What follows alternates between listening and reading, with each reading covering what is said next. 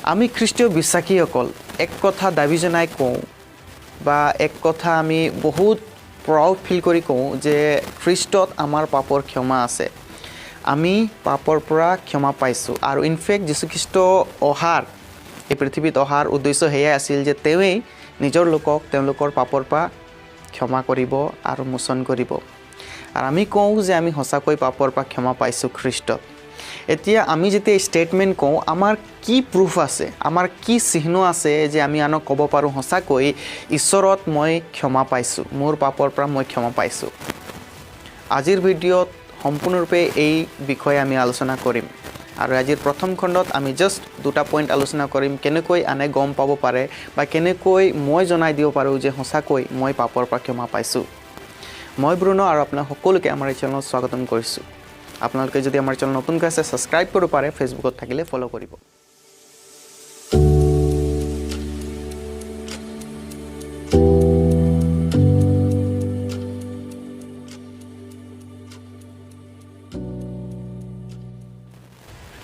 এতিয়া প্ৰিয়সকল, প্ৰথমে মই কিছুমান কথা জনাই দিব বিচাৰিছোঁ। যি নেকি পাপৰ পৰা ক্ষমা, আমি যে পাপৰ পৰা ক্ষমা পাওঁ, এয়া কোনো আমাৰ কষ্টৰে বা আমি পৰিশ্ৰম কৰি, আমি আৰ্ণ কৰি, উপাৰ্জন কৰি আমি পাপৰ পৰা ক্ষমা পাব নোৱাৰোঁ। বাইবেলে কৈছে যিসকলে খ্ৰীষ্টত বিশ্বাস কৰে, ঈশ্বৰে পঠোৱা জনাত বিশ্বাস কৰে, তেওঁ পাপৰ পৰা ক্ষমা পায়। যিবিলাকে স্বীকাৰ কৰে তেওঁলোকে পাপৰ পৰা ক্ষমা পায়। এতিয়া খ্ৰীষ্টত বিশ্বাস কৰা লোকসকল নিজৰ পাপৰ পৰা ক্ষমা পায়, এইটো বি চ' চিয়'ৰ। এতিয়া কেনেকৈ আমি জানিম যে একচুৱেলি আনে চাব আমাক কেনেকৈ তেওঁ পাপৰ পৰা ক্ষমা পালে? চিহ্ন ফাৰ্ষ্ট, আমি যদি পাপৰ পৰা ক্ষমা পাইছোঁ তেনেহ'লে প্ৰথম আমাৰ এক পৰিৱৰ্তনশীল জীৱন থাকিব, এক পৰিৱৰ্তনশীল জীৱন। ফৰ ছাপ'জ আমি লুক তাৰ 19 অধ্যায় পঢ়িলে এজন বিশেষ ব্যক্তিৰ বিষয়ে পঢ়িবলৈ পাওঁ। সেই ব্যক্তিজনৰ নাম আছিলে চকৈ চুটি চাপৰ আছিলে আৰু তেওঁ কৰ তোলা ব্যক্তি আছিলে। তেওঁ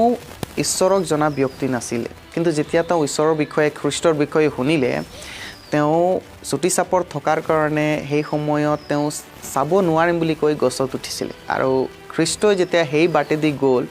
খ্ৰীষ্টই চকৈক চালে, ক'লে তুমি নামি আহা, কিয়নো আজি মই তোমাৰ ঘৰত ভোজন কৰিম। আৰু যেতিয়া খ্ৰীষ্টই তেওঁৰ ঘৰত ভোজন কৰিবলৈ গ'ল, তাত আমি চাবলৈ পাওঁ অনেক লোকসকল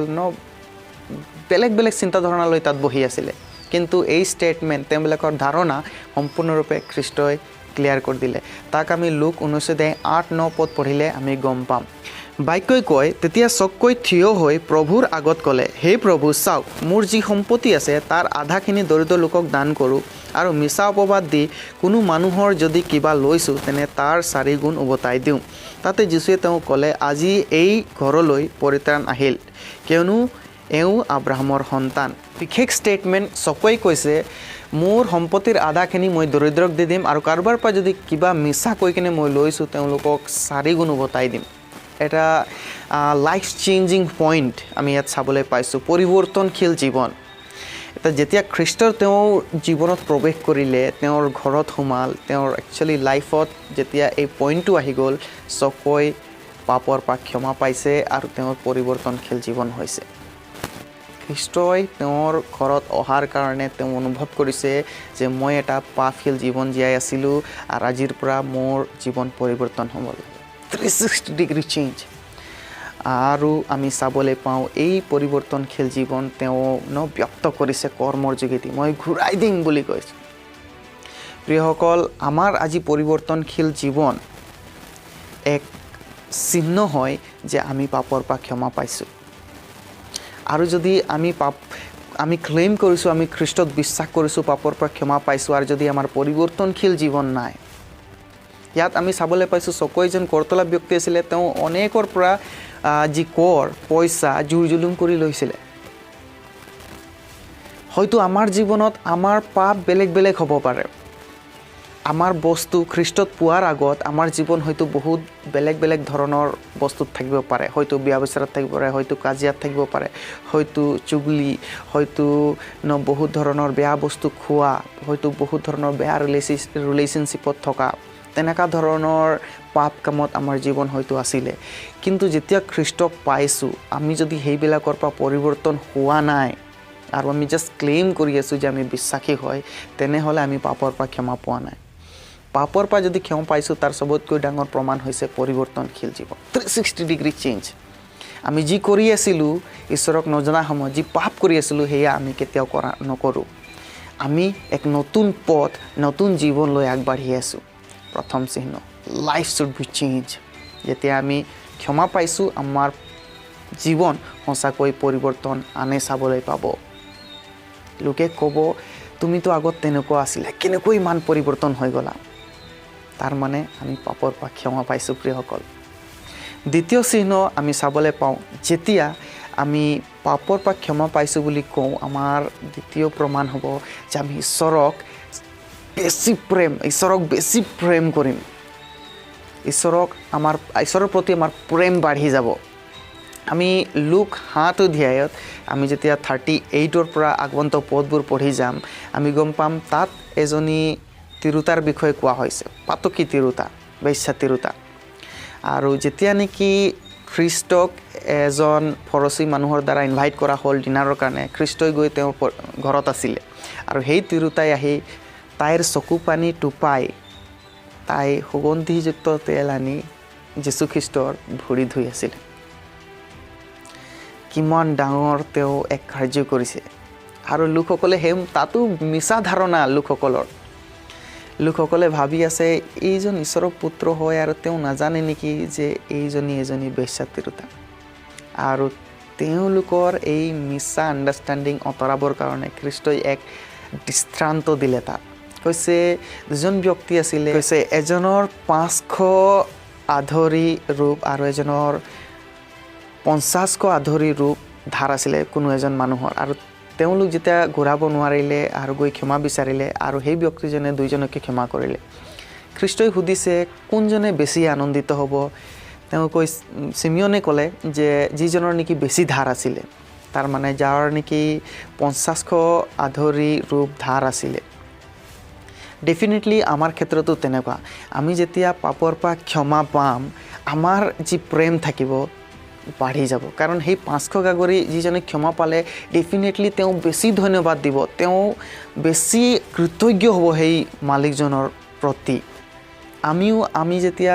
আমাৰ পাপৰ পৰা ক্ষমা পাইছোঁ আমি ভাবিছোঁ যে আমাৰ পাপৰ পৰা ক্ষমা পাই গ'লোঁ আমাৰ যি কৃতজ্ঞতা থাকিব ঈশ্বৰৰ প্ৰতি বাঢ়ি যাব আমাৰ যি প্ৰেম থাকিব ঈশ্বৰৰ প্ৰতি ক্ৰমান্বয়ে এয়া বাঢ়ি যাব সঁচাকৈ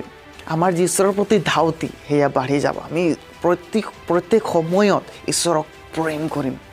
প্ৰত্যেক ক্ষেত্ৰত আমি ঈশ্বৰক বিচাৰিম আমি প্ৰত্যেক ডিচিশ্যনত আমি ঈশ্বৰক আনিম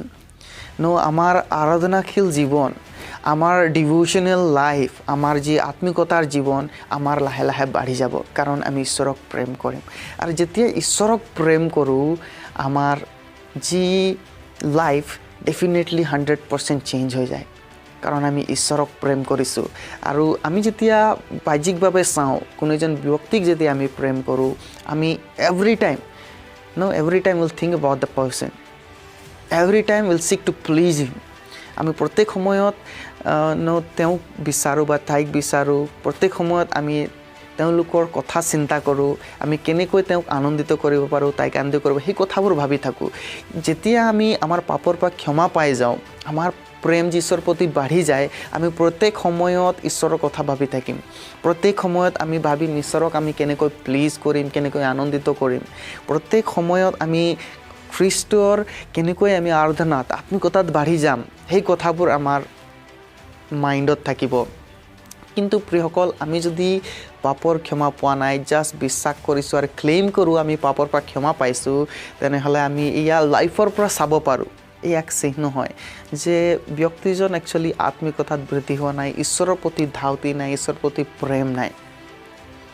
ক্লিয়াৰলি আমি চাব পাৰোঁ আজি অনেক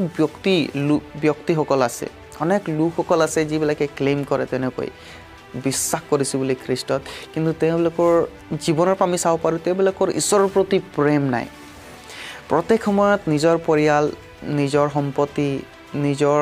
যি কাৰ্য সেইবিলাকৰ প্ৰতি বেছি আমি চাবলৈ পাওঁ বেছি তেওঁবিলাকৰ মন কিন্তু ঈশ্বৰৰ প্ৰতি যেতিয়া আহি যায় আমি অকল সানডে চাৰ্চ যোৱা চাবলৈ পাওঁ কিন্তু আমি যদি সঁচাকৈ পাপৰ পৰা ক্ষমা পাইছোঁ